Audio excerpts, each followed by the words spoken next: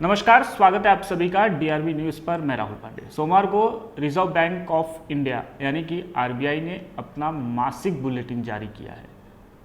इस बुलेटिन की माने तो देश में जो डिमांड होता है उसमें कहीं ना कहीं भारी कमी जो है वो देखी गई है। इसका मुख्य कारण जो है वो कोरोना की दूसरी लहर। कोरोना का दूसरा लहर फरवरी में पिक पर आया था, मार्च में जमकर कहर ढहाया, लेकिन जो रिपोर्ट्स आरबीआई की ओर से जारी किए गए उसमें कहा गया है कि अप्रैल और मई महीने में इसके जो डिमांड है वो कहीं ना कहीं कम हुआ है। आरबीआई की ओर से ये भी कहा गया है कि आर्थिक गतिविधियां नहीं रुकी हैं, लेकिन कहीं ना कहीं कोरोना की दूसरी लहर में इससे जो है इसकी गतिविधियां, इससे नुकसान जो है वो हुआ है।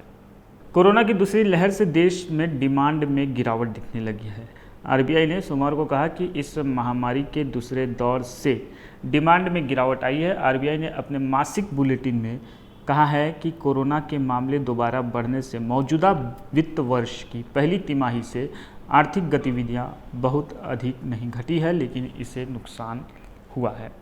आरबीआई के मुताबिक कोरोना संक्रमण की दूसरी लहर ने भारत समेत पूरी दुनिया के लिए मुश्किलें खड़ी की हैं, लेकिन इसे रोकने के लिए युद्ध स्तर पर कोशिश की जा रही है।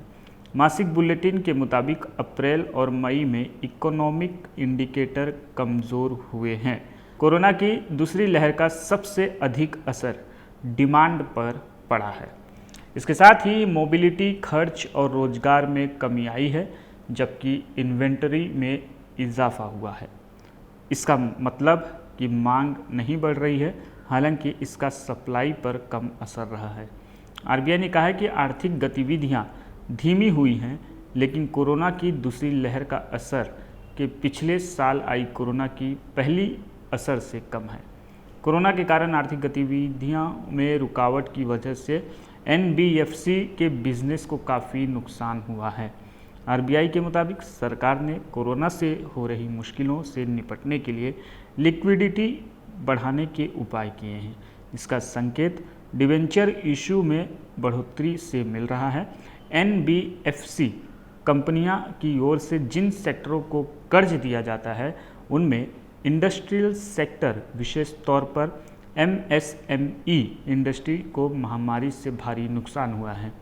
इससे एनबीएफसी की क्रेडिट ग्रोथ में कमी आई है।